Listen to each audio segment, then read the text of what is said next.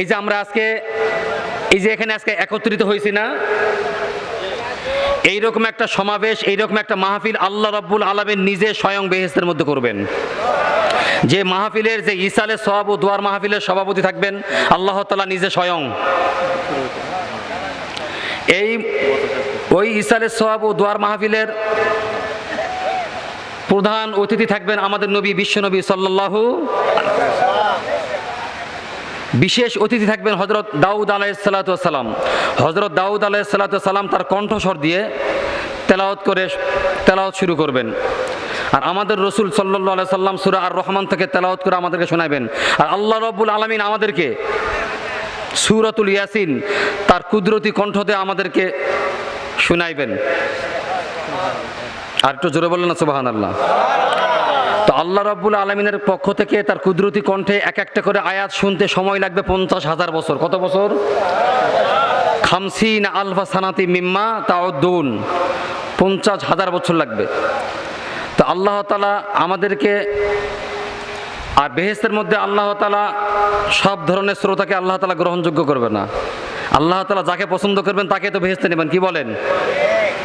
এই জন্য আমরা সকলে বেহেশতে যেতে রাজি আছি। কে কে রাজি আছে যেতে বেহেশতে? একটু হাত তুলে দেখান তো আমাকে। হে আল্লাহ, আপনি আমাদেরকে আজকে বেহেশতি বান্দা হিসাবে কবুল করে নেন। হে আল্লাহ, আপনি আমাদেরকে হায়াতে তৈয়্যিবা দান করেন। হাত নামান। তো আপনাদেরকে মাগরিবের পর থেকে এ পর্যন্ত, এই গভীর রাত পর্যন্ত আপনাদের মাঝে আলোচনা করে ধন্য করেছেন মাওলানা মোহাম্মদ আব্দুর রহমান, ধামুরহাট, নওগাঁ। আমি ওনার জন্য সিহাতে হায়াতে তৈয়্যিবা এবং সিহাতে কুল্লিয়া কামনা করছি। এবং আমার আগে দ্বিতীয় মেহমান হিসেবে মাওলানা মোহাম্মদ হাবিবুর রহমান আল মান্নান খুব সুন্দরভাবে আপনাদের এলাকার কৃতি সন্তান আলোচনা করেছেন। আমি তার জন্য হায়াতে তৈয়্যিবা সিহাতে কুল্লিয়া কামনা করছি। বলেন আমিন। আরও জোরে বলেন আমিন। আচ্ছা, আমরা যারা এখানে আসছি, বলেন তো বাবা, এই পৃথিবীতে কেবল একটা মানুষ জানতেন যে সে কতদিন বাঁচবে। একটা মানুষ কেবল জানতেন উনি কতদিন বাঁচবে। উনি কে? বলেন, কথা বলেন।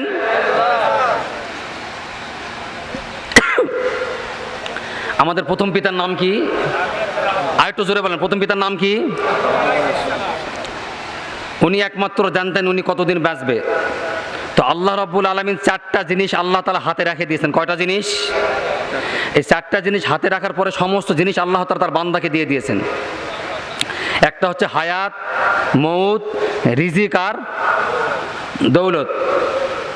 আল্লাহ রাব্বুল আলামিন ঘোষণা করেন, وما من دابة في الأرض إلا على الله رزقها ويعلم مستقرها ومستودعها كل في كتاب مبين। কয়টা জিনিস বললাম? হযরত আদম আলাইহিস সালাতু ওয়াস সালামকে যখন সৃষ্টি করলেন আল্লাহ রাব্বুল আলামিন বেহেশতের মধ্যে, হায়াত দিলেন 1000 বছর। কত হায়াত? কত দিলেন? তারপরও আল্লাহকে জিজ্ঞাসা করতেছেন, হে আল্লাহ, আমি কতদিন দুনিয়াতে বাঁচবো? আল্লাহ রাব্বুল আলামিন বলেন, উমরুকা আলফা সানা, তোমার বয়স দিছি আমি 1000 বছর। কত বছর? এরপরে আল্লাহ রাব্বুল আলামিন আমাদের আদি পিতা হযরত আদম আলাইহিস সালাতু ওয়াস সালামের সামনে অনেকগুলা রূহ রেখেছেন। রূহ কি রেখেছেন? অনেকগুলা রূহ রাখার পরে একটা রূহ অত্যাধিক সুন্দর। আদম আলাইহিস সালাম জিজ্ঞাসা করেন, হে আল্লাহ, ওই যে একটা রূহ দেখা যাচ্ছে এত সুন্দর, কার রূহ এটা? আল্লাহ বলেন, এটা তোমার ভবিষ্যৎ বংশধর হযরত দাউদ আলাইহিস সালাতু ওয়াস সালামের রূহ। আদম আলাইহিস সালাম জিজ্ঞাসা করলেন, আল্লাহ,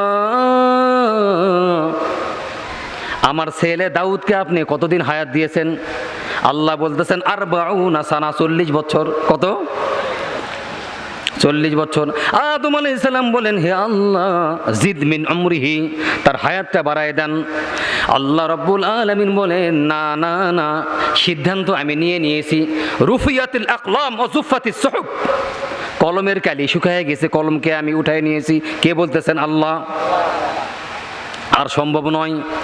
এইবার আদম আলাইহিস সালাম বলতেছেন, হে আল্লাহ, আমি কতদিন বাঁচবো? তুমি তো 1000 বছরই বাঁচবে। আমি 1000 বছর আমি নিব না, আমার হায়াত থেকে আমি 60 বছর আমি আমার ছেলেকে আমি দিয়ে দিলাম। সুবহানাল্লাহ। তাহলে 1000 থেকে মাইনাস হবে 60, থাকে কত? কত? 900। কথা বলেন 940। এই 940 বছর যখন হায়াত শেষ হয়ে যায়, আজরাইল এসে হাজির। কারণ আল্লাহ রাব্বুল আলামিন এই কোরআন শরীফে ঘোষণা করে দিয়েছেন, লিকুল্লি উম্মাতিন আজাল ফাইদা জাআ আজালুহুম লা ইস্তাখিরুনা সাআতাও ওয়া লা ইস্তাকদিমুন। মানুষের হায়াত যখন শেষ হয়ে যাবে, 1 সেকেন্ড আগেও আসবে না আজরাইল, 1 সেকেন্ড পরেও আসবে না। কথা বুঝাতে পারলাম? 1 সেকেন্ড আগেও না, 1 সেকেন্ড পরেও না। 940 বছর পর আজরাইল এসে হাজির। আজরাইল এসে বলতেছেন, যেহেতু আমি এসছি, আদম আলাইহিস সালামকে বলতেছেন আমি জান কবজ করতে আসছি আপনার। আদম বললেন, না না, আমার তো এখনো 1000 বছর হয় নাই। কোসে না, স্মরণ করুন, আপনার 940 বছর হায়াত আপনার শেষ কনা।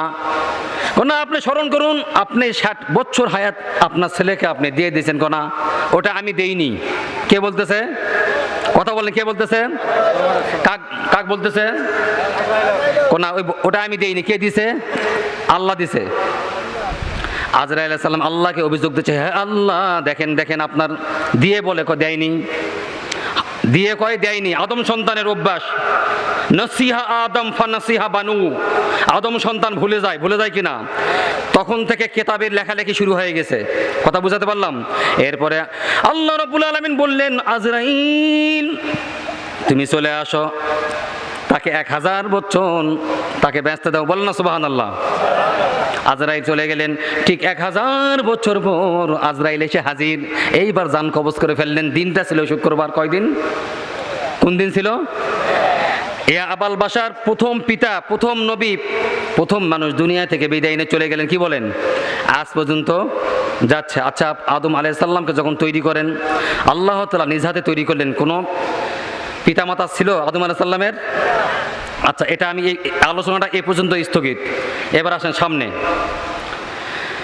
তো আল্লাহ তাআলা আমাদেরকে আজকে এখানে মাহফিলের জন্য কবুল করছে। বলেন আমিন। এখানে আমরা বিভিন্ন দলের লোকজন আছি।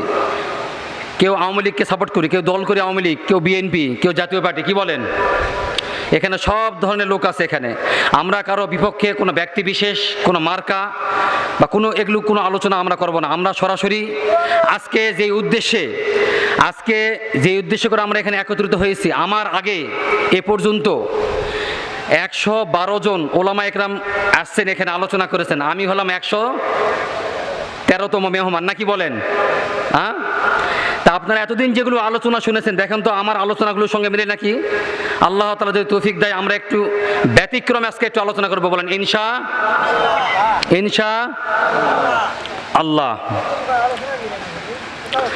সম্মানিত মুসল্লি কিরাম, সম্মানিত হাজিরিন, আমরা আজকে এখানে একত্রিত হয়েছি কোনো ব্যক্তি বিশেষ নয়, কোনো দলের কোনো বিরুদ্ধে কোনো কথা বলবো না আমরা। কারণ আমরা চিন্তা করে দেখলাম যে প্রত্যেকটা রাজনৈতিক দল কম বেশি সবাই ইসলামের মধ্যেই আছে। কারণ এই বাংলাদেশের স্থাপিত্ব, বাংলাদেশের উপকার, এই বাংলাদেশের স্বাধীনতা শাসক মরহুম মুজিবুর রহমান সাহেব রেড স্কট ময়দানে চট্টগ্রামে কি বলেছিলেন? রক্ত যখন দিয়েছি রক্ত আরও দিব, তবু আমি এদেশের মানুষকে মুক্ত করে। তারপরে শব্দটা কি আপনারা সকলে জানেন। তো আল্লাহর কোরআন বলতেছে, ইমানদারের 3 নাম্বার পরিচয় হচ্ছে যখন সে কোনো কাজ করতে চাইবে কি বলবে? ইনশাল্লাহ বলবে। আমার তো মনে হয় এই নিরস্ত্র বাঙালি অস্ত্রধারী সেনাদেরকে পরাজয় করার কারণ একমাত্র হচ্ছে ইনশাল্লাহ বলার কারণে। কি বলেন? আর একজন আছেন স্বাধীনতার নায়ক মরহুম প্রেসিডেন্ট জিয়াউর রহমান সাহেব। উনি বাংলাদেশের সংবিধানে বিসমিল্লাহ প্লাস করেছিলেন। শুধু তাই নয়, আরবের মরুভূমির ময়দানে উনি নিমের গাছ লাগিয়ে ওখানেও প্রমাণ করে দিয়েছেন আমি মুসলমান ঘরের ইমানদার একজন সন্তান। আর একজন আছে, যারা এখানে বাপজানরা আছে, দেখেন আগে সরকারি ছুটি ছিল কোন দিন? রবিবার করে। খ্রিস্টানেরা কিন্তু গির্জায় যাইতো রবিবার করে, সরকারি ছুটি ছিল। আমাদের উত্তরবঙ্গের কৃতি সন্তান, রংপুরের কৃতি সন্তান হোসেন মোহাম্মদ এরশাদ সাহেব, উনি কি করলেন? মুসলমানদের শত চেষ্টা করার করার পরেও অফিস আদালত খোলা নাই শুক্রবারে, রবিবার দিন করে সরকারি ছুটি। উনি রবিবার দিনটাকে ছুটি ক্যান্সেল করে উনি শুক্রবার দিন ছুটি মঞ্জুর করে আজকে লাখো কোটি মুসলমানের হৃদয়ে উনি জায়গা করে নিয়েছেন। আজকে শুক্রবার দিন আমরা নামাজ পড়তে যেতে পারি, কি বলেন? এই জন্য আর অন্যান্য দলের কথা বলা দরকার নাই। তো আমরা কম বেশি সবাই আমরা ইসলামের মধ্যে আছি। এই জন্য আমরা কোনো কারো বিপক্ষে নয়, আমরা একমাত্র কোরআন থেকে বলবো। কোরআন যার বিপক্ষে বলেছে আমিও তার বিপক্ষে বলবো, কোরআন যার পক্ষে আমরাও তার পক্ষে, কি বলেন মুসলমান? কারণ কোরআন যার উপর নাজিল হয়েছে তার নাম কি? হযরত মুহাম্মদ সাল্লাল্লাহু আলাইহি ওয়াসাল্লাম। এমন এক নবী, উনি রাতেও যেমন দিনেও তেমন। ইন্নী রাসূলুল্লাহি ইলাইকুম জামিআ। আল্লাহ রসুল সাল্লাল্লাহু আলাইহি সাল্লামের এমন একটা নবী আমরা পেয়েছি, তার এমন একটা চরিত্রটাই হলো তার কোরআন। তার স্ত্রীকে জিজ্ঞাসা করা হলো যে আল্লাহ রসুলের চরিত্র কেমন ছিল? মা আয়েশা বলেন আল্লাহর কোরআনটা কালামে পাকটা। কলু বালা, তোমরা কি পড়ো না? আফাতাফরাউল কোরআন, তোমরা কি কোরআন পড়ো না? আল্লাহর কোরআনটাই হচ্ছে তার চরিত্র। বলেন সুবহানাল্লাহ। এই জন্য আল্লাহ রসুল সাল্লাল্লাহু আলাইহি সাল্লামের সমস্ত স্ত্রীদের কাছে উনি যেমন ভালো, সমস্ত মানুষের কাছে ভালো, দিনেও ভালো রাতেও ভালো, সবচেয়ে উত্তম চরিত্রাধিকারী অধিকারী হলো আমাদের বিশ্বনবী হযরত মুহাম্মদ সাল্লাল্লাহু আলাইহি ওয়াসাল্লাম। কিন্তু আমাদের কথা হচ্ছে, যদি কেউ ক্ষমতায় আসার পরে এই চেয়ারে বসে যদি কেউ ঘোষণা দেয় যে আমি রাষ্ট্রধর্ম ইসলামকে রাখবো না, আমরা বলতে চাই এই কথা বলার কারণে আপনি শুধু ঘোষণাই দেননি, শুধু বক্তৃতায় আপনি দেননি, বরং ইসলামের বিরুদ্ধে আপনি ঘোষণা শুরু করে দিয়েছেন। তো এই ধরনের কথা যদি আপনারা বলে থাকেন, আশা করি আমাদের মাননীয় প্রধানমন্ত্রীও একমত হতে পারেননি বিধায় এই ধরনের কথা যদি কেউ কখনো ব্যবহার করে, তাহলে প্রত্যেকটা বাংলার ঘর থেকে প্রত্যেকটা মুসলমান জাতি হযরত ওমর ফারুক রাদিয়াল্লাহু তাআলা আনহুর উত্তরসূরি হয়ে, মহিলারা সুমাইয়া রাদিয়াল্লাহু তাআলা আনহার উত্তরসূরি হয়ে, যতদিন পর্যন্ত পূর্ব দিগন্তে সূর্য উঠবে পশ্চিম দিগন্তে সূর্য অস্ত যাবে, ইসলাম ছিল, ইসলাম আছে, কোরআন ছিল, কোরআন আছে, কোরআন থাকবে, কেউ আল্লাহর জমিন থেকে কেউ উৎখাত করতে পারবে না। বলেন ঠিক আছে? আল্লাহ তাআলা আমাদেরকে তৌফিক দান করে, বলেন আমিন।